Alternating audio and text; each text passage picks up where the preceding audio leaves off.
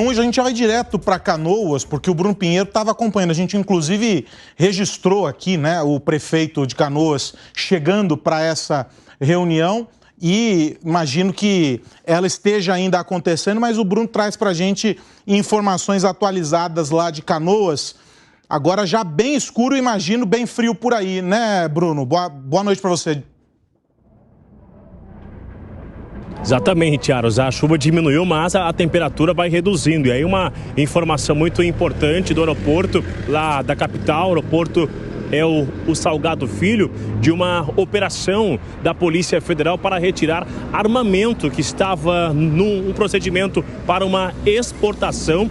Esse armamento estava lá armazenado, todo esse material no estoque, quando o setor de inteligência da Polícia Federal encontrou várias conversas. As conversas que tinham informação da localização e também de que lá estava esse estoque de armas de uso restrito, inclusive. Então houve o grupo de elite com uma força-tarefa da Polícia Federal, com várias embarcações, retiraram este material, esse armamento que estava lá. Diversos servidores, quase 400 homens da Polícia Federal ajudaram na retirada desse armamento, deste material que estava com risco de uma invasão no aeroporto, que está interditado, completamente alagado. E aí o setor de inteligência levantou a informação que tinha um grupo criminoso que estava planejando esta invasão, mas a inteligência da Polícia Federal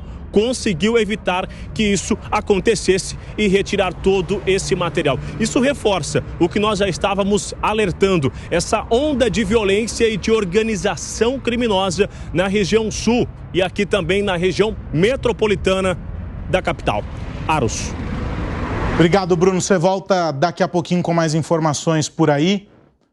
É aquilo que a gente falava, né? Na hora da situação dramática, ainda assim tem gente que consegue se aproveitar disso, Alan. Pois é, Aros, você sabe que a crise no Brasil é, sobretudo, uma crise moral, né?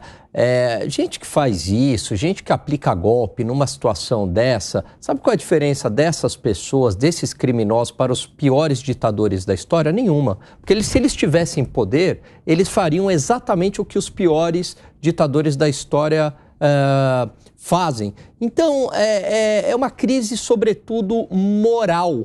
Não me vem com esse papo de que, não, é a situação econômica e social que faz a bandidagem. Pelo contrário, você vê em situações de degradação, de pobreza, de tragédia, talvez provas de humanidade, né, de superação.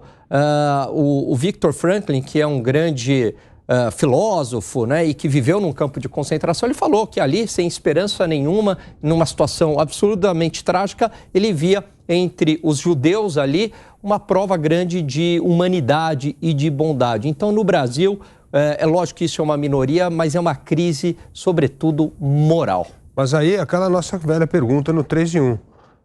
Ministro Lewandowski, onde está o Plano Nacional de Segurança Pública? Onde está? É inacreditável. Mas o que vocês estão fazendo em Brasília? Tem que estar lá fazendo o plano, apresentando o plano para a nação. É o plano do combate ao crime organizado, coisa que nós cobramos de maneira reiterada, que é a prioridade número 1 em qualquer pesquisa de opinião que tira o sono do brasileiro é a segurança pública. E o governo, até agora, não conseguiu apresentar um Plano Nacional de Segurança Pública. É uma coisa inacreditável. E aí, Piperno? O secretário Sarrubo outro dia deu uma entrevista longa até falando sobre isso. Ele não fala exatamente num plano nacional, mas ele fala muito em ações conjuntas e integradas, principalmente com as polícias estaduais. Eu acho que, mesmo que seja feito isso, né, que em tese seria algo um pouco mais modesto do que um plano nacional, é importante que o governo explique melhor para a sociedade do que se trata isso exatamente. E até porque, pensando até do ponto de vista político e de popularidade, o governo não tem nada a perder, muito pelo contrário, se ele anunciar, né, com mais detalhes, ações de segurança, que é o que a sociedade tanto espera e que é comprovadamente o calcanhar de Aquiles desse governo. Questões de infraestrutura, por exemplo, me parece que seria necessário nessa sugestão que muito bem deu Fábio Piperno, sobre que estejam trabalhando nessa hora. E vai uma sugestão, inclusive, complementar. Vão 2, 3 noites morando num abrigo para sentir os padecimentos das pessoas que estão sentindo, para sentir na pele mesmo e poder ajudar melhor. Porque não tem coisa mais fácil que ajudar a quem não tem de um lugar confortável, num escritório com mordomias, ar-condicionado. Não, para sentir na pele mesmo, é o que os políticos estavam querendo, vai lá e vivam como as pessoas estão vivendo hoje. Vão poder ajudar muito melhor.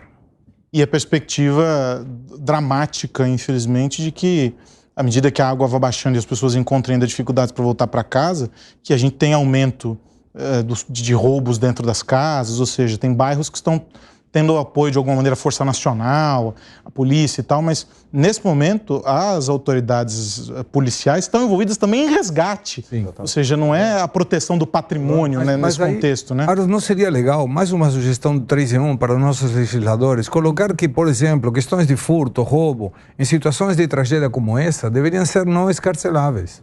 Deveriam ser com penalidades maiores, com penas até o final da sentença, questões que motivem ao bandido a dizer, não, peraí, com isso não. Já que moralmente, como bem falava Alan, não tem essa educação, então que seja através da marra, de legislações muito mais firmes e fortes.